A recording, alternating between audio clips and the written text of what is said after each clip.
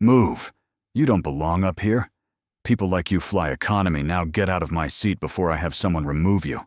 The words landed before the cabin door had even finished closing sharp, and unhurried the voice of a woman who had spent most of her life saying things that other people immediately obeyed. Caleb Warren didn't look up right away. He was still holding his phone loosely in one hand, the screen beginning to dim, and his coffee sat untouched on the wide leather armrest beside him, still steaming faintly in the recycled air. His boarding pass was folded across his knee, the bold print clear even from a few feet away. Seat 1 of first class, and tucked inside it, barely visible against the crease, was a plain black business card, face down the kind with no logo and no decoration, just 2 lines of white text that no one had looked at yet. Seat 1A was the best seat on the aircraft. Caleb Warren had sat in it more times than he could count, though not always because he had bought a ticket. He was 53 years old, broad-shouldered, with the kind of calm that didn't come from ease, but from decades of learning which battles to measure before entering. He was wearing a plain dark navy hoodie, worn dark jeans, and a pair of scuffed leather sneakers that had seen 5 countries in the last 2 months. Nothing about him announced money. Nothing about him asked for attention. That was exactly how he preferred it, particularly on days like today, when he was traveling not as a CEO arriving at a ribbon-cutting ceremony, but as a man conducting an unannounced review of how his airline treated the people who kept it alive. He had been doing this for 6 months now, quietly, without advance notice, to any hub or gate or crew. He bought a coach ticket once, a business class ticket another time. Today was first class. Seat 1 of flight 447, non-stop from Atlanta to Chicago. He had boarded early, settled in, ordered a coffee he hadn't started drinking, and opened his phone to read the latest passenger complaint logs from 3 different hubs. He had been reading for 4 minutes when the shadow fell across him. Diane Foster was 49, and she carried herself like a woman who had never once been told no by a room. Her silver blonde hair was swept up into a stiff chignon, the kind of style that required professional help, and probably a significant amount of product, and her pearl drop earrings caught the overhead light, the same way the small gold monogram pin on the lapel of her ivory cashmere blazer caught it deliberately, as if everything she wore had been arranged to remind the people around her of something. She was on her way to a charity gala in Chicago. She had been to many charity galas. She was, as she described herself on the speaking circuit, a brand consultant to legacy companies, which meant she was paid large amounts of money to tell established institutions which parts of themselves looked expensive and which parts looked tired. She was standing over seat 1A with the posture of someone reclaiming property, not disputing an assignment, and her right hand had already moved to the edge of the seat, back not touching Caleb, not yet, but claiming the air around him with the confidence of a woman who expected the next 10 seconds to go a very specific way. Caleb looked up. He looked at her for one quiet moment, taking in the chignon and the earrings and the monogram pin and the fixed expression of a person who had already decided the truth. Then he said in a voice that was even and unhurried and contained no anger whatsoever, "Seat 1A. That's mine." 4 words. He didn't offer the boarding pass. He didn't shift in his seat. He simply stated the fact and waited the way you wait when you already know how something works and are giving the other person a moment to catch up. Diane's expression didn't change. If anything, it tightened slightly, the way a person's expression tightens when they've been answered in a way they weren't expecting and haven't decided yet how to respond to it. Then she said the sentence, the one that told the entire first-class cabin without using the word she was thinking exactly what she thought. "Sir, I have been flying this route for 9 years, and this has always been my seat. Now, I don't know how you got in here, but I suggest you gather your things and move along before this becomes something unpleasant for both of us." Down the aisle, a woman paused with her seatbelt halfway fastened and did not complete the motion. Across from Caleb, a man lowered his newspaper just far enough to look. Someone's phone stopped playing a video. The cabin didn't erupt. It didn't need to. It simply became very still, the way air becomes still in the seconds before weather arrives. In seat 4B, a woman named Nora Okafor set her crossword puzzle face down on her tray table and did not pick it up again. Nora was 61, a retired school teacher from Cleveland, who had spent 33 years in classrooms, where she was more often than not the only black teacher in the building. She had learned early in her career to recognize certain kinds of tension, not the loud kind, not the obvious kind, but the particular practiced quietness of a room that has just witnessed something wrong and is deciding individually and collectively whether to pretend it hasn't. She recognized it now.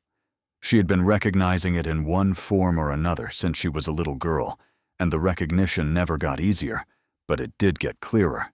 In seat 2C, just ahead and across the aisle, Philip Chase was holding a sports magazine open to a page about baseball playoffs and was not reading a single word on it.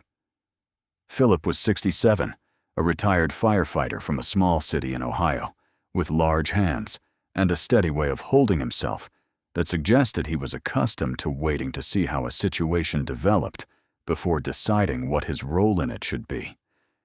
He had his reading glasses on. He was not reading. Diane Foster was still standing, and now her hand moved from the edge of the seat back to Caleb's folded boarding pass on his knee, not asking, not even pausing to consider. Asking, just reaching over and picking it up, the way a person picks up something they believe belongs to them. She glanced at it. Less than 2 seconds, maybe less than 1. Then she dropped it back toward his lap, with the indifference of someone returning a document that hadn't contained the answer she was looking for. What she hadn't noticed was that when the boarding pass fell back, the plain black business card tucked inside it slipped free and dropped silently to the floor between Caleb's seat and the cabin wall, landing face down in the narrow carpet gap invisible from above. "Please don't touch my belongings," Caleb said. Still 6 words, still no rise in pitch, still no anger that anyone in the cabin could have pointed to and called a performance. Diane's response was not a response to what he'd said. It was a response to the fact that he'd said anything at all. She reached past him, not brushing against him, but close, and nudged the armrest cup holder in a motion that was just controlled enough to be called accidental, and just deliberate enough that anyone watching knew it wasn't. And the coffee tipped, and dark liquid ran across the edge of the folded Wall Street Journal on his tray and spilled down onto his jeans in a spreading stain that soaked through the denim immediately. Caleb flinched, a small, involuntary tightening of the shoulders, but he did not stand, did not raise his voice, did not do any of the things that would have handed the room sympathy in a different direction. He pressed one hand, flat against the armrest, and looked down at the spreading stain on his jeans with the careful, contained expression of a man who is deciding in real time how to carry an indignity without letting it carry him. A soft sound rose from the woman across the aisle. Someone near the back whispered something to their travel companion. Diane took a small step back from the mess, as though the spill had originated from Caleb himself, adjusted the front of her cashmere blazer with one manicured hand, and said to the nearest visible passengers, in a voice loud enough to carry, "Well, now he's making a scene." Nora Okafor closed her eyes for exactly 1 second. She had been here before, not on a plane specifically, but in the broad geography of this exact moment, in a parent-teacher conference, in a staff meeting, in a grocery store parking lot. Once in 1994, when a woman had watched Nora accidentally brush against a display of canned goods and then turned to the store manager as though she had witnessed a crime. The script was always the same. The person who caused the disruption repositioned themselves as the person who had endured one. Nora opened her eyes and watched Diane turn toward the galley. "Can someone come handle this?" Diane called her voice, carrying the particular tone of a woman who has had assistance. "There is a man sitting in first class who clearly does not belong here." The word clearly settled into the cabin air and did not dissolve. Phones had appeared now, not raised, not conspicuous, held low near jacket hems, and seat edges, angled upward, with the subtle precision of people who knew that sometimes the only honest record of a moment was the one a stranger made when they thought no one was watching them make it. Carol Briggs came down the aisle with the practiced efficiency of a woman who had been managing first-class cabins for 18 years and had developed over those 18 years a nearly infallible ability to read a situation in the time it took to walk 12 feet.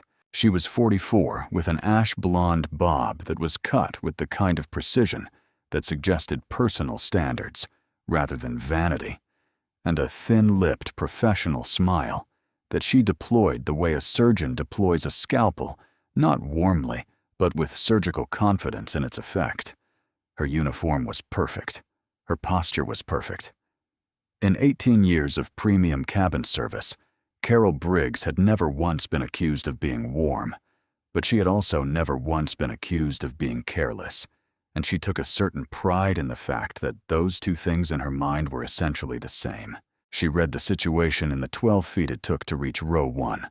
Her eyes moved from Diane's cashmere blazer and pearl earrings to Caleb's hoodie, and the coffee stain spreading across his jeans, and then back to Diane, and in the space of that half-second scan she had already constructed the most likely version of events, not because she was a bad person exactly, but because 18 years of premium cabin service had given her a vocabulary of passengers, and the vocabulary said certain things about certain people, and she had stopped questioning the vocabulary a long time ago. She did not look at the boarding pass in Caleb's hand. She turned to Diane first. "Ma'am, are you all right? Is there something I can help you with?" Diane's shoulders lowered with the visible relief of someone receiving assistance they had considered their due. She gestured toward Caleb with the small, controlled motion of a woman describing an inconvenience. "This man is in my seat. I've asked him twice to move, and he simply refuses." Caleb held his boarding pass up between two fingers.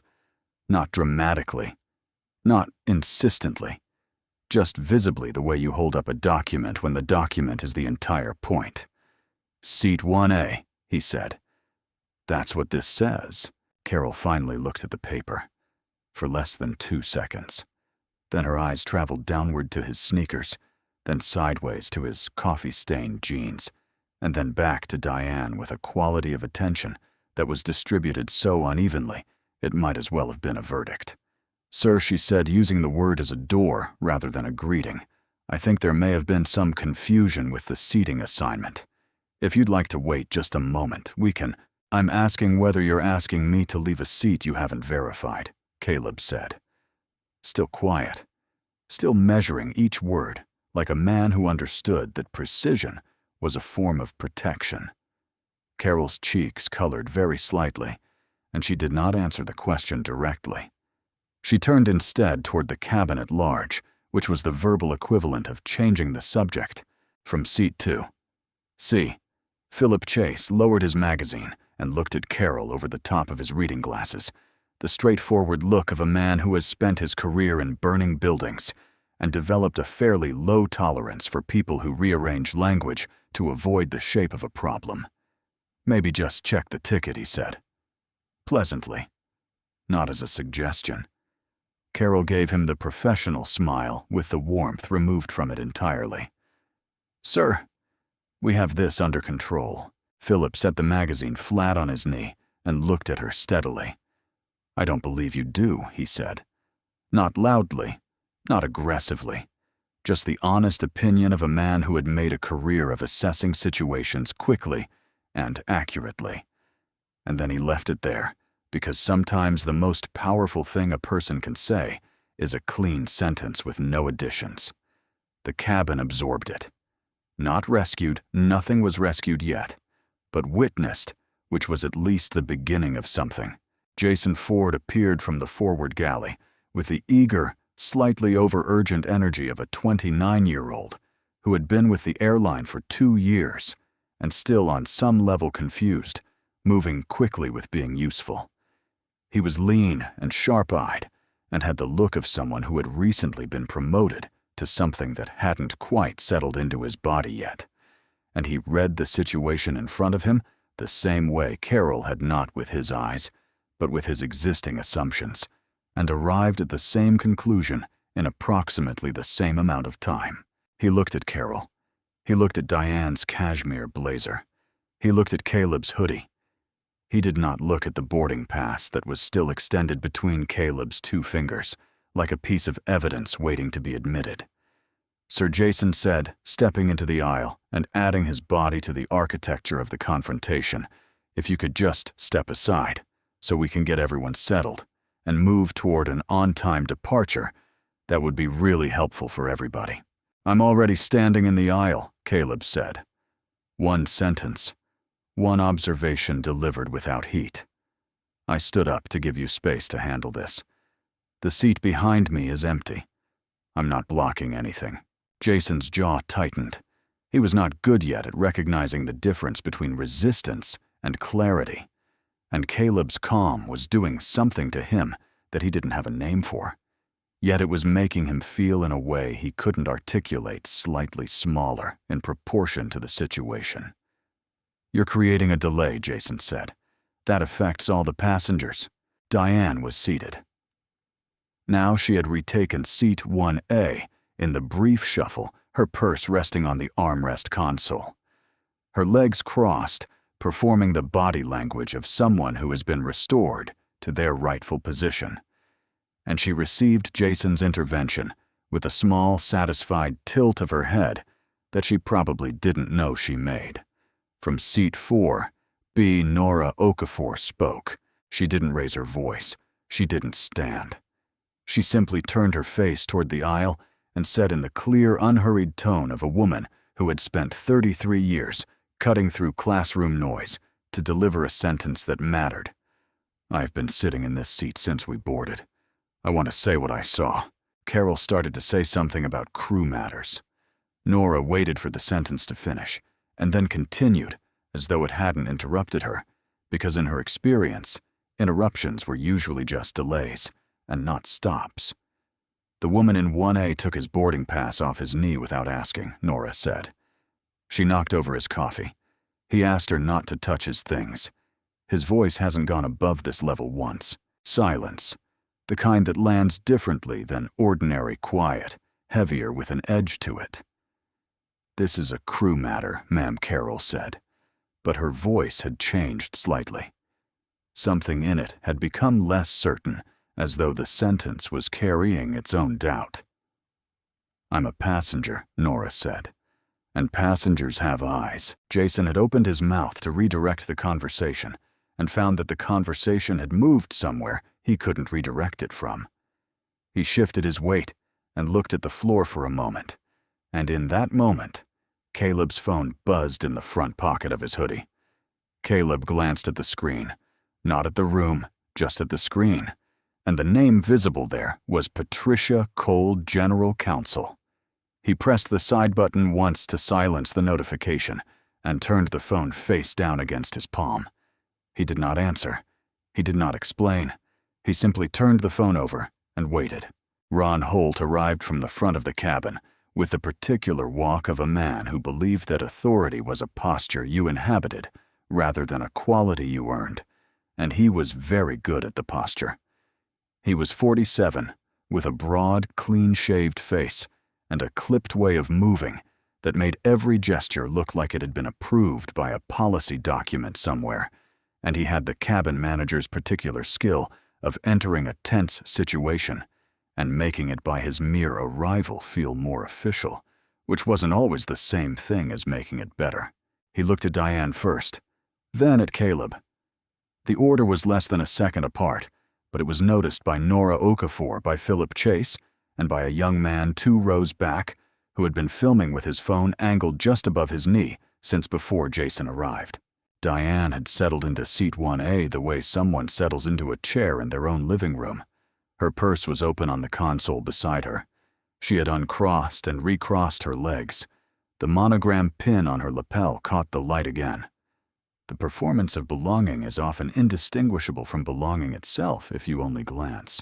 Caleb was standing in the aisle with the coffee stain drying on his jeans and his boarding pass still in his hand, and the expression of a man who has decided to let the record speak for itself and is simply waiting with considerable patience for the record to be examined. Sir Ron said to Caleb, lowering his voice to the register of professional command, "I need you to lower your voice and cooperate with the crew so we can resolve this." Caleb looked at him with something that was not quite surprise but was adjacent to it. "My voice hasn't been raised," he said. Ron blinked. He had expected pushback. He had not expected it to be delivered as a statement of simple fact rather than a complaint, and the precision of it did something to his posture that he worked to correct quickly. He extended his hand for the boarding pass. Caleb placed it there. Ron looked at the document more carefully than either Carol or Jason had, his eyes settling on the seat number, and then for a moment, that lasted slightly too long, on the name, Caleb Warren. Something moved through Ron Holt's face in that moment. Not recognition, not yet, but the distant cousin of it, a flicker of uncertainty that arrived and was immediately buried under the weight of everything he had already decided about the situation. He asked for identification. Caleb produced it without hesitation, license from his wallet handed over cleanly, and Ron compared the name on the license to the name on the boarding pass and the seat number to the flight record on his tablet. They matched. Everything matched. The truth was sitting there, documented and simple and requiring no interpretation. Ron looked at Diane. "Ma'am," he said, and his voice had shifted slightly, not into doubt exactly, but into the register of someone performing competence for multiple audiences simultaneously. "Could I see your boarding pass as well?" Diane pulled out her phone with a sharp motion, fingers moving quickly across the screen, and when she tilted it toward Ron, she angled it so that Caleb couldn't easily see, and Ron could see only what she was pointing at. But Ron looked at the whole screen, not just what she indicated and what the screen showed in clean digital text against the airline's familiar blue interface, was this: Seat 2B. Not 1A. 2B. The silence that followed that small number was the loudest thing that had happened in the cabin so far. You could hear the air system above them. You could hear someone in the economy section shifting in their seat. You could hear Diane's nails tapping against the back of her phone case, a rapid, involuntary percussion that she didn't seem aware she was making. "The system must have changed it," Diane said, and her voice still had authority in it. But the authority had become something different. It had become the particular insistence of a person who is used to reality rearranging itself to accommodate them, and has not yet accepted that this time it won't. "I always sit in 1A on this route. For 9 years. Everyone here knows that." Caleb looked at the seat across the aisle. "Seat 2B, empty, available, waiting." "Seat 2B is open," he said, in a tone that was not cruel and not triumphant, but was devastatingly clear. Diane turned to face him with the full force of a woman who had built a professional identity on being listened to, and she said, without appearing to hear herself saying it, without pausing to consider what it would sound like to the 14 other people in the cabin who heard it clearly, "Do not speak to me as though we are equals." The sentence landed like something physical. Carol pressed her lips together. Jason went completely still.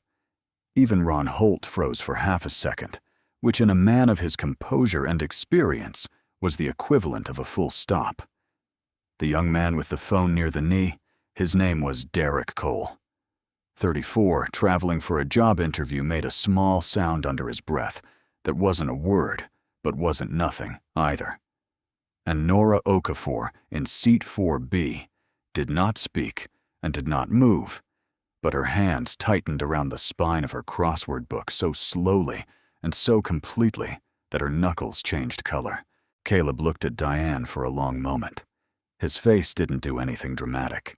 Something in his eyes simply cooled. Not cruelty, not rage. The specific, dignified coldness of a man who has decided to let what just happened exist in the room without giving it more than it deserves, which was less than Diane understood. Ron Holt ordered Diane to move to her assigned seat with the stiff efficiency of a man performing a correction he wishes he didn't have to make in public, and Diane rose from seat 1A with the theatrical heaviness of someone who wants every observer to register that she is moving under protest. In the shuffle, her picking up her purse, Ron stepping aside, Carol repositioning herself in the narrow aisle. Diane's heel caught the edge of Caleb's boarding pass folder, which had been set on the carpet near the seat base. The folder slid 2 feet toward the aisle, and the black business card that had fallen from it in Chapter 2 slid further still, coming to rest near the edge of the first row divider, and this time it landed face up. Carol Briggs bent automatically to retrieve it. The professional instinct of a person who keeps premium cabin floors clear, and as she straightened the text on the card, passed through her field of vision the way text passes through a field of vision when you're not trying to read it and read it completely anyway. 2 lines. White text on black card stock. No logo, no decoration. Caleb Warren, Sky Airlines, majority owner and CEO. Carol straightened fully. She did not read it aloud. She did not react in any visible way that Diane could have cataloged. She simply stood, slid the card into the left breast pocket of her uniform jacket, and smoothed the front of her jacket once with her palm, and then she was very still for a moment in a way that she hadn't been still before. Jason Ford was watching her from the galley entrance. He noticed the stillness. He had never seen Carol Briggs be still during an incident. He filed it in some part of his mind that didn't have a label yet. Ron was already moving forward, trying to seal the incident and return to the mechanics of an on-time departure. He used the phrase, "I think we can all move forward now," with the practiced relief of a man who believes that a surface resolution is the same as an actual one. And he gestured toward the cabin as though he were signaling the start of something, rather than the containment of something. Caleb did not sit down. "A woman put her hands on my belongings," he said, still in the aisle, still addressing Ron with the directness of someone who has no interest in accepting a shortcut to the wrong conclusion. "She caused a spill on my clothing. She occupied a confirmed seat that wasn't hers, and when I held up my boarding pass, the response from this crew was to ask whether I was sure I was in the right place. I would like that documented before this aircraft moves." Ron's voice dropped to the register of private conversation, which was a maneuver that usually worked because it made the other person feel they were being offered something. "Mr. Warren, I understand your frustration. I really do. Perhaps if we stepped off the aircraft briefly," No, Caleb said. Ron waited for a reason. None came. The word stood by itself, clean and sufficient. From seat 2, see Philip Chase, who had been watching all of this with the patient attention of a man who has spent 30 years walking into buildings that other people were running out of, nodded once slowly, without speaking. It was not agreement with any position. It was acknowledgement that someone was doing the right thing, which is a different gesture entirely, and Philip Chase understood the difference. Diane now in 2. B, her purse rearranged her legs, recrossed, still performed the posture of a woman who has been wronged rather than a woman who has been corrected. But no one in the cabin was looking at her with the same eyes they had been looking at her 20 minutes ago. The room had shifted the way rooms shift when the thing everyone is pretending not to see gets named clearly by someone who isn't pretending. Ron Holt picked up the crew phone near the galley partition with the controlled expression of a man making an administrative decision and said into the handset in a low voice that carried farther than he intended gate security. "We may need assistance in first class." The phrase moved through the cabin like something cold. Diane's posture changed very subtly, barely detectably, but in the direction of relief, the way a person's posture changes when they believe reinforcements are coming. Nora Okafor in seat 4. B heard the words and looked out the window at the tarmac and thought about something that had happened in 1989 in her first year of teaching, when a student had come to her desk to show her that another student had taken his pencil case, and she had walked him down to the principal's office, and the principal had asked the student, before asking anything else, what he had done to make the situation start. She hadn't understood what she was looking at in 1989. She understood it now. Jason Ford was standing near the galley entrance, with his hands at his sides, and for the first time since he'd entered the situation, he was not moving, and not speaking, and not performing usefulness, and the stillness had come from something that had been building in him for several minutes, the recognition that he had not asked a single question. He had arrived, read the surface, and aligned himself with the surface, and now that the surface had cracked, he was discovering that he didn't like what was underneath it. Officers Diana Carey and Brad Wells entered the aircraft through the boarding door 2 minutes later, and they paused just inside the threshold with the experienced calm of people who read rooms professionally. Officer Carey was 41, compact and alert, with dark hair pulled back neatly and eyes that swept the cabin once before she spoke to anyone. Officer Wells was 52, broader, with a face that had accumulated a kind of tired fairness from years of arriving at situations that were already more complicated than whoever had called them understood. Officer Carey looked at the raised phones. She looked at Caleb's posture, standing open-handed still. She looked at Diane in 2B, seated, composed, performing. She looked at the crew. She looked at Nora Okafor, who was the only passenger not holding a phone, sitting with her crossword book closed on her tray and her hands folded on top of it, watching. "Who called us in?" Officer Carey asked. "I did," Ron said, stepping forward. "We have a passenger creating a disturbance in first class, refusing crew direction, creating a delay." Officer Carey turned to Caleb. "Sir, your name Caleb Warren. Mr. Warren, can you tell me what happened from your perspective?" Before Caleb could draw breath, Diane spoke quickly with the polished fluency of a woman who had given a lot of presentations and understood that the first version of a story to enter a room often became the one that stuck. She described confusion over seating a misunderstanding, a man who had refused to cooperate, a crew that had been trying to help a situation that had become unnecessarily complicated.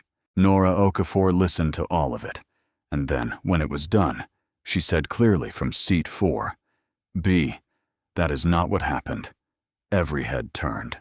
"I have been in this seat since boarding." Nora said, not loudly, in the tone she had used for decades to get a classroom of 27 children to listen to something that mattered. The woman in 2B took his boarding pass off his knee without being invited to. She knocked over his coffee and then said he'd caused a scene. His voice has not changed once in this whole conversation, and the crew checked her first. She paused and looked at Officer Carey with the directness of someone who has been telling the truth in the face of convenience for most of her adult life. "I have been watching since this started." Officer Carey looked at Nora for a moment. "You've been watching since the beginning." Nora's voice didn't change. "I've been watching since I was 6 years old."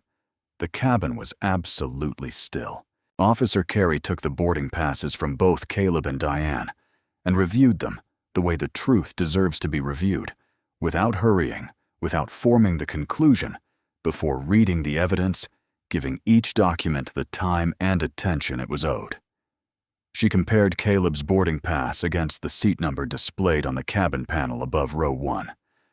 Then she opened Diane's Airline app and looked at the assigned seat without commentary, without expression, without anything except careful attention to what was actually there. Then she looked up at Ron Holt. "The passenger in the hoodie has a valid first-class ticket for seat 1A, she said. Not loudly, not dramatically, just as a statement of what the documents contained. The other passenger is assigned to seat 2B. She held both passes in her hand for a moment. Equal weight, equal attention. "Can someone help me understand why security was contacted about the passenger with the valid ticket?" Ron opened his mouth. The pause that came before the sentence was the kind of pause that answers questions more completely than words do. Officer Wells turned toward Diane with the unhurried attention of a man who had learned that the people who talk most in the first 2 minutes of a dispute are often the ones who need the closest listening after that. "Ma'am," he said, "did you make physical contact with this gentleman or his belongings at any point?" Diane's response was a minor work of reframing. She had been confused, she explained. She had been certain of her seat from years of flying this particular route. When she'd picked up the boarding pass, she said picked up rather than took without asking a small substitution that did a significant amount of work. She had simply been trying to understand the seating arrangement. The coffee had been an accident, a result of a crowded and tense situation that anyone might have caused. She had been trying to resolve things, not complicate them. Officer Carey listened to all of this with her pen hovering above her notepad. Then she asked in the tone of someone who has chosen the simplest possible version of the question deliberately. "Did you pick up his boarding pass without asking his permission first?" The question didn't have a reframable answer, and Diane knew it, and the knowing of it showed in the quarter second before she spoke, which was a quarter second longer than her previous responses had taken. "I glanced at it," she said. "I wasn't." "Did you pick it up?" Officer Carey repeated. Not unkindly, not aggressively. With the patience of someone who is going to sit here for as long as it takes for the question to get a yes or no. "Yes," Diane said. "But, thank you." Officer Carey wrote something down. The sound of the pen on the notepad was the clearest sound in the cabin for the 2 seconds it lasted. Caleb watched all of this without speaking. He was not performing patience. He actually had it, the kind that comes from understanding that the record built carefully and without improvisation is its own form of power. He was aware in his peripheral vision that Carol Briggs had been standing near the forward partition for several minutes without moving, which was unusual for Carol Briggs, who was normally in constant motion during a cabin incident. He didn't look at her directly. He noted it and continued watching Officer Carey write. Jason Ford from the galley doorway was also watching Carol. He had been watching her since she came back from picking up the item near the floor divider. She had her hand in her left breast pocket. She hadn't taken it out again. In 2 years of working with Carol Briggs, Jason had never seen her hold something in her pocket during a service incident. She always had both hands free. It was one of her professional signatures. Something was in that pocket. Jason was beginning to have a strong feeling about what it was. Officer Carey asked the crew collectively, her eyes moving from Carol to Ron to Jason, whether Caleb's documentation had been verified before security was called. Carol began to answer. She got 2 words in. Jason Ford spoke over her, not loudly, not with drama or self-righteousness or the performance of moral courage that some people put on when they're about to do something they believe will cost them. He spoke quietly with the specific, slightly stricken clarity of someone who has just finished having an argument with himself and lost.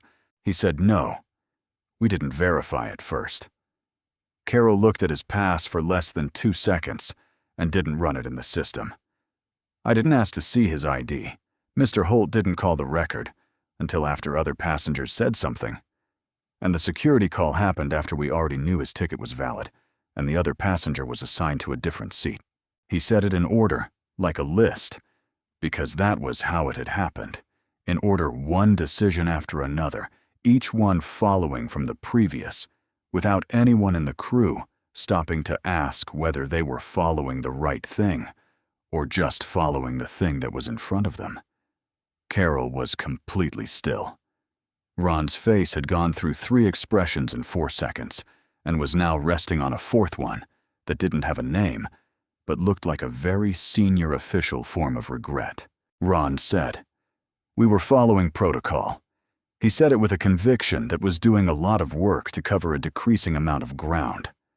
Philip Chase set down his reading glasses on his knee, placed them there slowly, deliberately, with the careful motion of a man who is clearing his hands so that what he says next can carry its full weight. He looked at Ron Holt. "Protocol," he said. "What protocol required you to call security on a man after you'd already confirmed his ticket was valid?" Ron's mouth opened. The answer that came was partial and referential, and ultimately didn't answer the question, which was its own answer. Diane tried to step back into the center of the conversation. She said something about the crew having been trying to maintain comfort and safety for all passengers, about how difficult situations on aircrafts were for everyone, about how this had been blown. And then Nora Okafor, still in seat 4B, turned in her seat and looked at Diane directly for the first time. She said 2 words, comfort for whom, not loudly, barely above a speaking voice. But in the silence that filled the cabin from wall to wall, those 2 words expanded to fill all of it. And after they expanded, there was no room left for Diane's sentence to exist in. Caleb's phone buzzed again. He looked at the screen. Patricia Cole, General Counsel. The second time. He looked at it for a moment, then answered and said 3 words into it quietly, not quite too low for the nearest passengers to hear. "Not yet. Stand by." And then he ended the call and placed the phone face down against his palm again, and Officer Carey's pen paused above the notepad, and she did not react visibly to what she had seen on his screen, but she stopped writing for 2 seconds before she resumed. Officer Carey asked in the methodical way of someone conducting a documentation review, rather than a dramatic confrontation, whether there were any additional documents or materials relevant to the incident that hadn't yet been presented. There was a silence, not long, maybe 4 seconds, and then Carol Briggs reached into her left breast pocket. She took out the plain black business card and placed it on the wide armrest console of seat 1A, which Caleb had reclaimed and was now standing beside. She placed it face up without comment, without explanation, without looking at Caleb or at Diane or at anyone in particular. She simply set it there the way you set down something that has been making your pocket heavier than it should be, and then she took a step back and folded her hands in front of her. Philip Chase saw it first. He was close enough to read it from seat 2C without leaning forward, and what happened to his face was not the expression of a man who is surprised by information. It was the expression of a man who has been watching a situation build toward an outcome and has just seen the outcome arrive in clearer form than he expected. He didn't speak. He looked from the card to Caleb, and then he looked away out the window at the tarmac with the expression of someone who is quietly, privately thinking about what they almost didn't say 20 minutes ago. Derek Cole. The young man in the seat behind with the phone angled over his knee shifted his camera angle almost imperceptibly toward the armrest console and the card on it. His viewer count, which had been climbing steadily for the past 30 minutes, had just crossed 14,000. The card read, Caleb Warren, Sky Airline's majority owner, and CEO Diane saw it. The way she saw it was this. Her eyes traveled to the armrest console, following the direction of Philip's gaze. And then, the card was in her field of vision. And then the 2 lines of white text on black cardstock were in her field of vision. And then, in a moment, that lasted perhaps 1.5 seconds, and felt to the people watching like it lasted considerably longer. Something happened to Diane Foster's face that all her years of professional composure and practiced presentation and legacy brand consulting hadn't provided a strategy for. "That's not real," she said. The instinct spoke before the thought could. No one in the cabin responded to this. Not Carol, who had already read the card. Not Philip, who didn't need to. Not Nora, who simply looked at Diane with the quiet, durable patience of a woman who has watched many people arrive very slowly at a truth they should have seen from the beginning. Not Officer Carey, who was writing again. Ron Holt looked at the card. Then he opened the crew manifest on his tablet and navigated to the passenger list for flight 447 and typed in the name, and the screen changed, and the information that appeared on the screen was not ambiguous, was not a system error, was not a coincidence. It was a cross-reference name, credentials company, ownership, records, executive verification status, the kind of complete institutional portrait that appears when a name carries institutional weight. Ron Holt's face did the thing that faces do when the floor of an assumption gives way beneath them. It didn't collapse all at once. It emptied gradually and completely of everything it had been using to hold itself together. Diane stood from seat 2B, slowly, with the stiffness of someone whose body is doing something her mind hasn't fully approved yet. And she looked at Caleb with the expression of a person looking for a door in an argument that has no doors. The particular searching quality of someone who has always found the reframe, always located the exit, and is discovering for the first time in a very long while that this room doesn't have one. She said, "I didn't know who you were."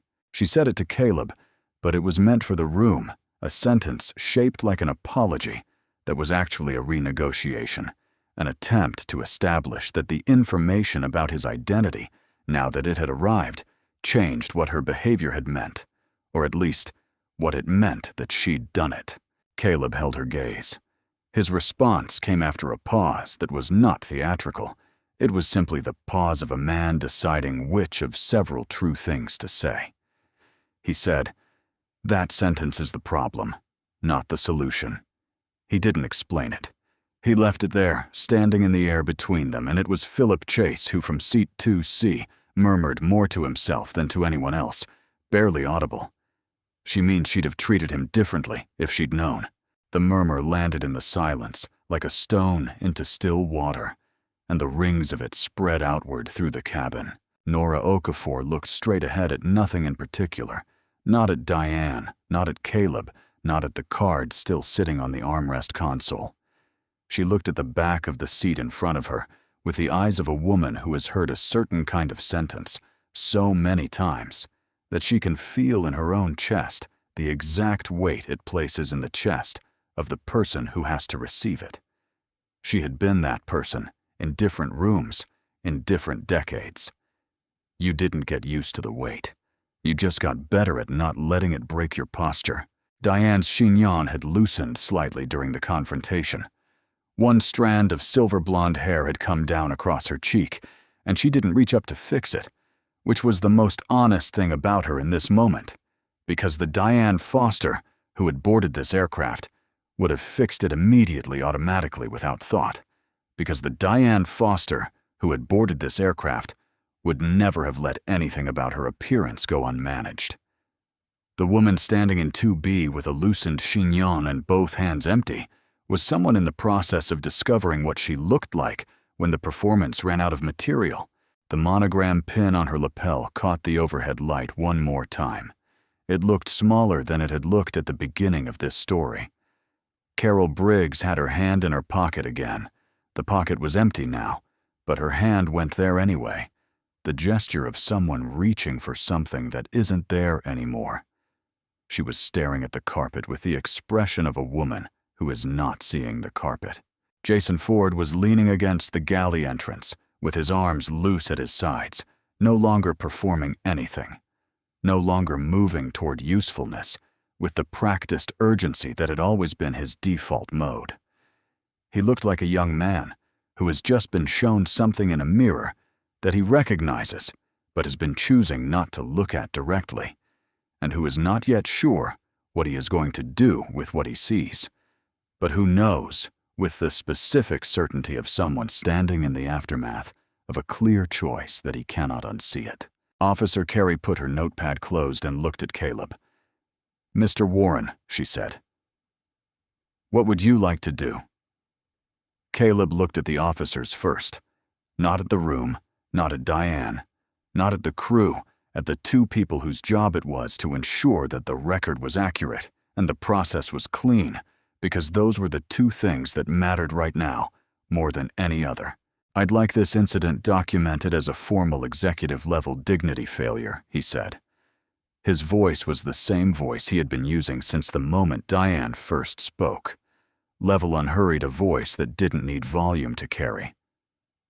What happened here involved a passenger making physical contact with my property without permission, causing damage to my clothing, and misrepresenting the facts to crew members who accepted that representation without verifying the documents I had available from the beginning. It also involved crew members escalating to security after confirming that my documentation was valid and that the other passenger was in the wrong seat. "I want that on record clearly, in order, with no softening." Officer Carey nodded. "It will be." Caleb reached into his pocket and brought out his phone.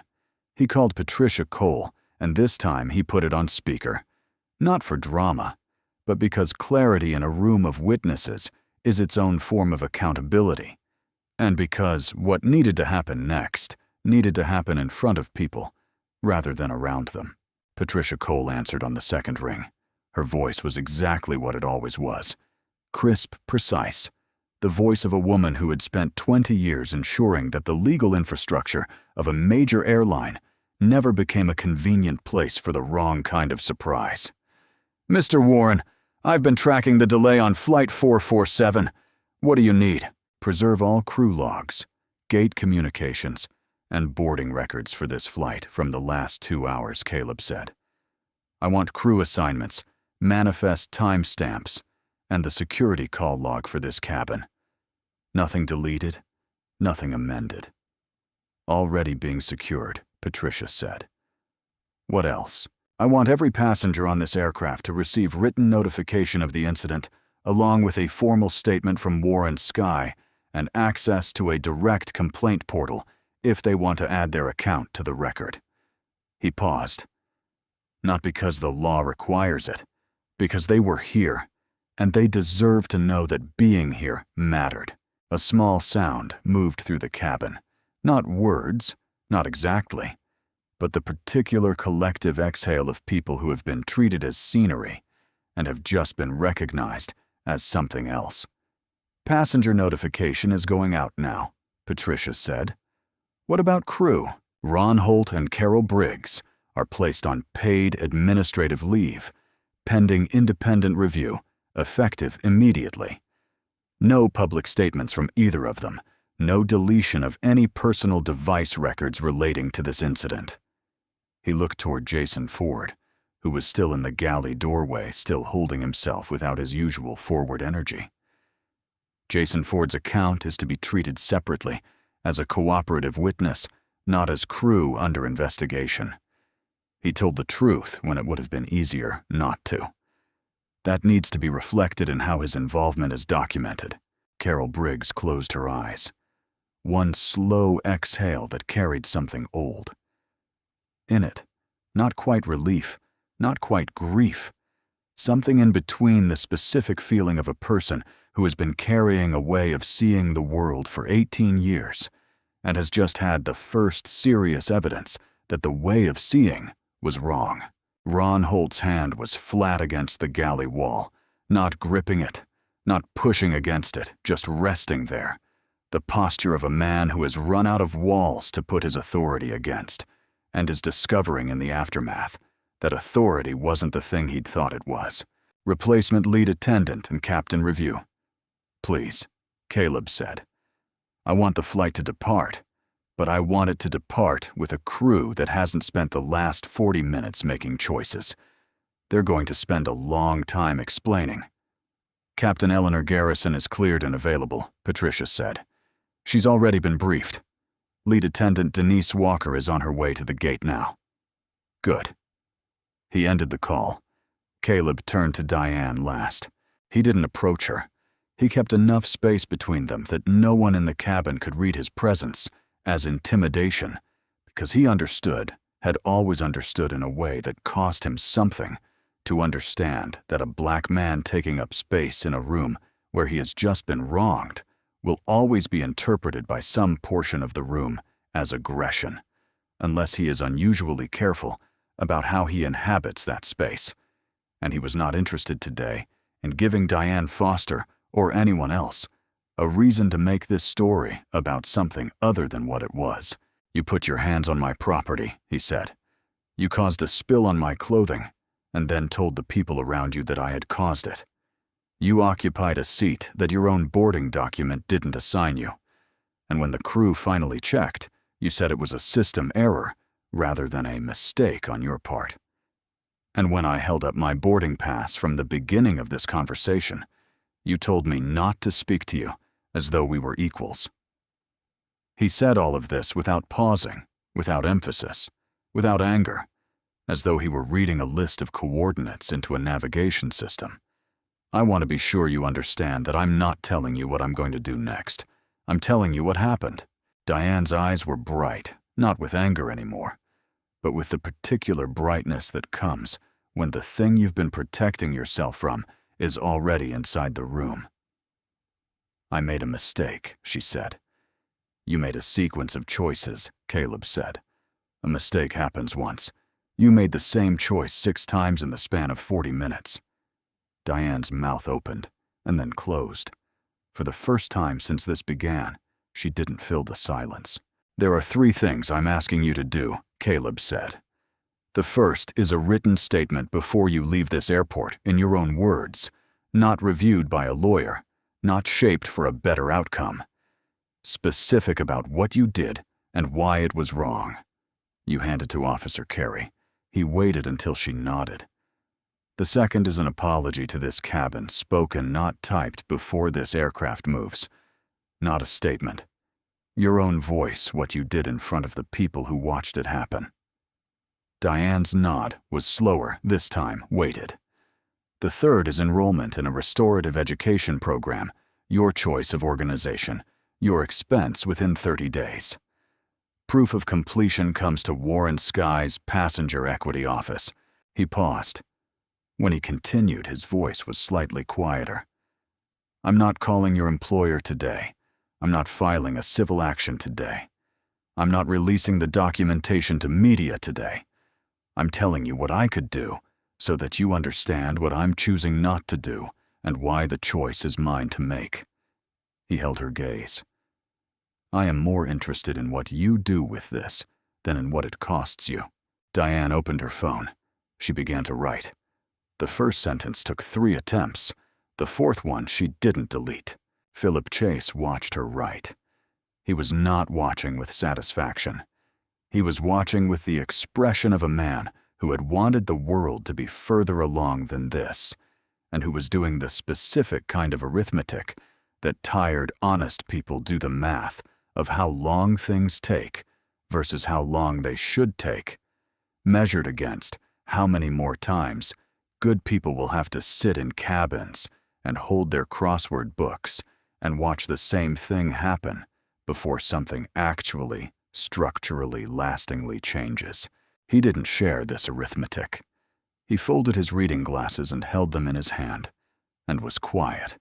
Captain Eleanor Garrison came aboard with the unhurried authority of someone who has spent 30 years being responsible for the lives of people she would never know personally, and who has made peace with the fact that the best version of that responsibility is invisible, that when she does her job perfectly, the passengers never know what she prevented. She introduced herself to Caleb simply without theater, with the professional respect of one person in a position of institutional authority, acknowledging another, not deferential, not apologetic, just clear and present and fully aware of the weight of what had happened in this cabin. "Mr. Warren," she said, "I've been briefed. We'll depart as soon as you're ready." Caleb nodded. "We're ready now. Denise Walker." The replacement lead attendant entered the cabin 40 seconds later. She was 54, warm without being soft, efficient, without being cold. And she moved through the reset of the cabin with the specific competence of someone who has spent a long career making the air around people feel safe. Not dramatic, not performative, just steady and real. She caught Nora Okafor's eye as she passed Seat 4B and gave her a small, quiet nod. The particular nod exchanged between two women who understand something about what the last hour has required of a person. Caleb returned to seat 1A. He sat down slowly, not triumphantly, not with the deliberate gravity of a man reclaiming territory, but the way a person sits down after a long time, standing when they are tired, in a way that has nothing to do with the hour or the flight. The leather was still warm. The armrest still carried the faint ghost of coffee. His boarding pass, still slightly damp, lay on the tray. The black business card was in Officer Carey's file. These things were simply true, and he sat with them, the way you sit with things that are simply true. He opened his phone. Patricia Cole's draft message was there, waiting the customer dignity framework he had been developing for 6 months, the one that had started as a response to a complaint from a passenger in Denver and had grown into something he believed was overdue, not just for Warren Sky, but for the industry it was part of. He read through it once. He made 2 small edits, a phrase tightened here, a word replaced there, and then he added a single line at the end, typed it. Slowly, read it twice. Respect is not a premium service. It is the baseline. And he sent it. The message reached 4,200 Warren Sky employees across 11 hubs in the time it took the aircraft to push back from the gate. In seat 4B, Nora Okafor picked up her crossword puzzle and looked at it for a moment. Then she put it down again. She looked out the window at the runway, at the flat gray winter sky above it, and she breathed in and breathed out the way you breathe when something heavy has been set down in the right place after a long time being carried in the wrong one. Not fully lighter, but differently weighted.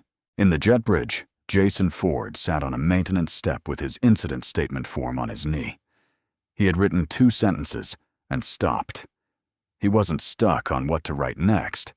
He was stopped because he was understanding for the first time with full clarity the difference between knowing better and doing better, understanding that they were not the same skill that he had, the first one, and had demonstrated today, that he was still learning the second, and that the second one was going to take more than a form to develop. Diane Foster delivered her spoken apology to the cabin before the aircraft door closed. It was not elegant. It did not sound like her speaking circuit voice, or her brand consultant voice, or the voice she used at charity galas. It was specific and halting, and it named what she had done without renaming it. And when she said it, she was looking at the floor, and then, with visible effort, she looked up. It took 38 seconds. When it was done, the cabin was quiet, not the silence of approval, not applause, just the honest silence of people receiving something real and deciding individually what to do with it. The aircraft lifted off the ground 18 minutes behind schedule, and by the time it broke through the low winter cloud cover and leveled into clear sky, Caleb Warren's company-wide message had already been read by shift supervisors. In Atlanta, Chicago, Dallas, and Phoenix, and was being forwarded internally by employees who couldn't quite say why it felt different from other messages they'd received from leadership, but could feel reading it that something in the language had changed, that the person writing it was not writing from the boardroom, but from somewhere more specific and harder, and that the line at the end, respect, is not a premium service. It is the baseline had been earned rather than crafted. By morning, Warren Sky's passenger equity portal had received 63 written accounts from Flight 447, including Derek Cole's livestream link, which by then had crossed 200,000 views. 3 separate news organizations contacted Patricia Cole for comment. She provided the company's formal statement, 7 sentences, no hedging, no spin, and then added off the record and in her own voice that her client had been in the airline business for 22 years and had spent the last 6 months trying to make it better, before a moment like this made the news, and that the moment had arrived anyway, and that what her client had done with it was the only thing she would have expected from him. She did not elaborate. She didn't need to. Seat 1A smelled like coffee and something older, the particular familiar exhaustion of a man who has been asked to prove himself in rooms he has already built. Caleb Warren did not sleep on this flight. He rarely did. In Seat 4, B. Nora Okafor opened her crossword puzzle for the last time on the approach to Chicago. The final clue, 7 letters read, "What remains after a fire?" She filled in the letters without looking it up. RESIDUE. Then she looked at the word for a long moment, crossed it out, and wrote above it in her own handwriting. Small and clear witness. She didn't explain it to anyone. It was for her. Diane Foster's written statement was 3 paragraphs. The 3rd paragraph was the only one she wrote without stopping. If this story stayed with you, if you've ever been in that cabin on either side of it, subscribe to our channel. More stories like this one are waiting.